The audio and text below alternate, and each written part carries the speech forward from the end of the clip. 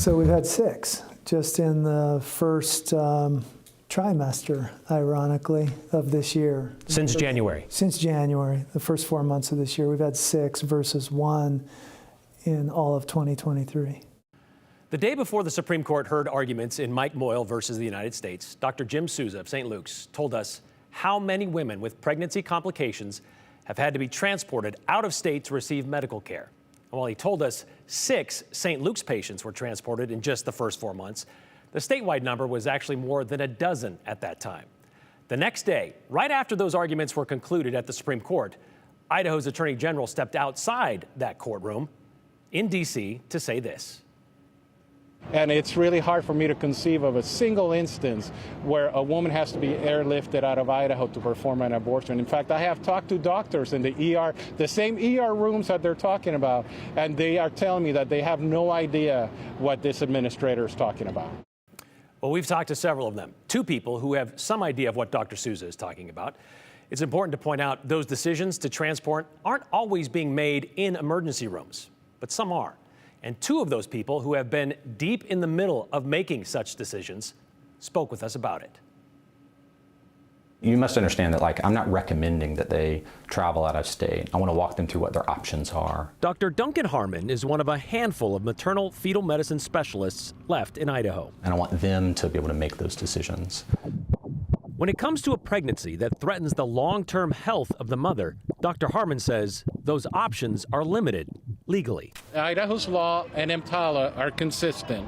They both seek to protect the lives of women and their unborn children. Idaho's Attorney General disagrees, and he doesn't believe pregnant women have been airlifted out of Idaho for emergency medical care. So I would hate to think that St. Luke's or any other hospital is trying to do something like this just to make a political statement. Okay, well... What about a personal statement? One of those wanting to speak her truth. We were just waiting every month to test and kind of see if we would get lucky, and we did. Wanted to speak with us anonymously to avoid the attention that could come with sharing her story. And then you have to wait a while for your first appointment. Lauren learned she was pregnant with twins about 8 weeks in. We laid down and the ultrasound technician did her thing and asked us if we were feeling lucky because there were 2 in there. Twin pregnancies can pose problems, so it's common to be seen by a maternal fetal medicine specialist early on. Everything's going well as far as we know. That is, until about 2 months later. By the time we got to our 18-week appointment, we had identified that I had a shortened cervix, which is very common in twin pregnancies, and so we switched to full-time with MFM. So basically your body was saying, I'm ready to give birth, but your babies are like, this isn't happening, this is not the time. Yeah, the babies are like, we don't have all of our little organs developed, we're not ready to leave the womb. Lauren and her husband weren't ready to face reality. For a while there, we were leaving every appointment crying because, like I said, this was very much a wanted pregnancy.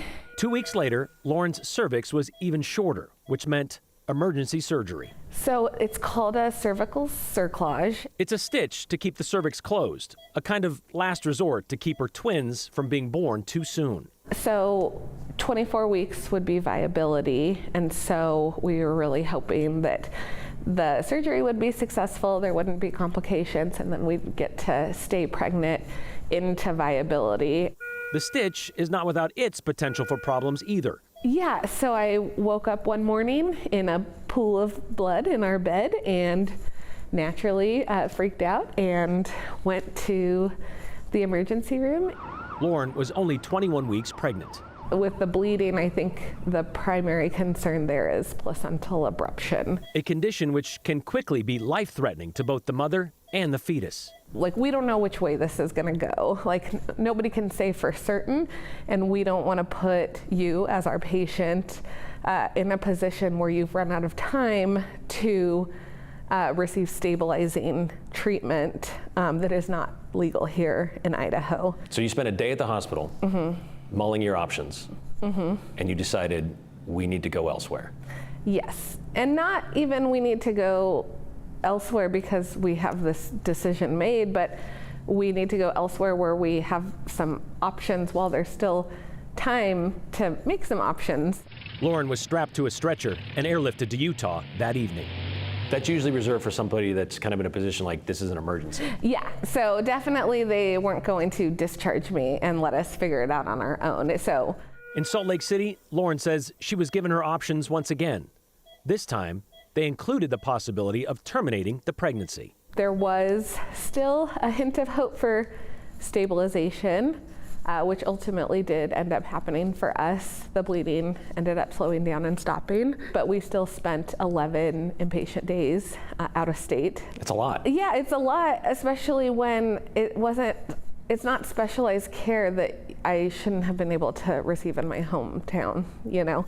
Lauren was in a hospital bed in another state. What this is about. The day So Idaho's I would like Attorney to get General some said this information on from the this. Supreme Court steps. In my opinion, if somebody's being transferred out of the state of Idaho whose life is in jeopardy, that actually doesn't conform with their practice and the things that they're supposed to be as doctors. I'm like, I'm one of those in that statistic. Like, I was one of them.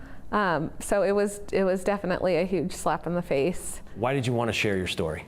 I think it's important that people know what could potentially happen to them, you know, even if they think everything's fine after 12 weeks. Any family considering getting pregnant in Idaho should be aware of what could happen to them. Lauren is now 32 weeks into her pregnancy and doing pretty well. By the way, they haven't even seen a bill for this transport to Utah. Lauren knows sharing her story won't change the minds of those with deeply held beliefs against any abortion. But she does hope those somewhere in the middle of that spectrum will at least acknowledge some grace needs to be given to a doctor and a patient who are faced with making this difficult decision. She wants people to know this is why elections matter.